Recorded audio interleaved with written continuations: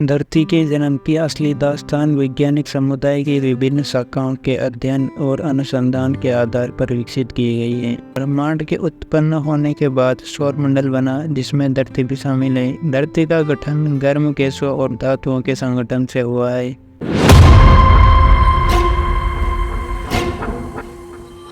धरती का निर्माण करीब 4.5 अरब वर्ष पहले हुआ था। बिग बैंग नामक घटना में ब्रह्मांड के सभी तत्व एक अत्यधिक गर्म और बुझी हुई स्थिति में थे।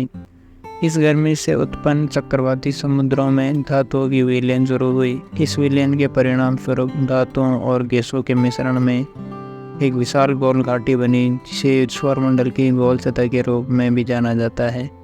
समय के साथ यह गोल सतह धीरे धीरे सख्त और ठोस होने लगी और पृथ्वी के रूप में पहचानी जाने लगी। पृथ्वी में धातुओं का संक्षेपण, गर्मी और दबाव के कारण पठारीय चट्टानें बन गई। धरती का विकास इसके वातावरण और जीवन के विकास से संबंधित रहा है। जीवन की उत्पत्ति करीब 3.5 अरब वर्ष पहले हुई थी और प्रारंभ में सिर्फ एक सेलुलर जीवाणु थे।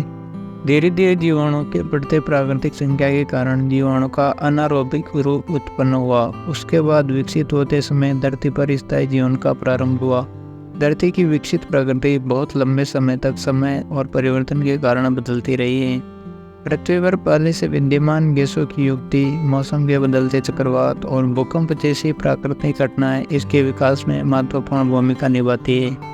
धरती के जन्म से पहले ब्रह्मांड का विकास हुआ था और विभिन्न तारामंडलों ने उस अंतरिक्ष में स्थान बनाया था। सूर्यमंडल और सबसे नजदीकी तारा हमारी बुध मंडली है। सूर्यमंडल में पृथ्वी सबसे नजदीकी ग्रह है। इसका निकटतम पड़ाव है जो विषय मंडली कहलाता है। प्रारंभिक गोलाकार अवस्था में प्राथमिक स्थिरता की स्थिति थी और धरती का जन्म शुरू हो गया था। धरती जल से भरी हुई थी और उसकी तापमान बहुत उच्च थी।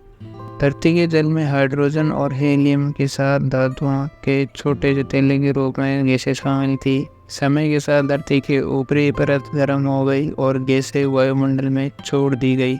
इसके बाद बारिश के कारण धरती के जल के भाग समुद्र बन गए और सागर में गए। इससे धरती की सतह सृजित हुई और धातुओं के भाग सृजित हुए। तृतीय अवस्था में धरती की तापमान और दबाव गिरने लगे। धरती के गर्भावस्था में बहुत से बदलाव हुए और इसकी आबादी में भी बढ़ोतरी हुई।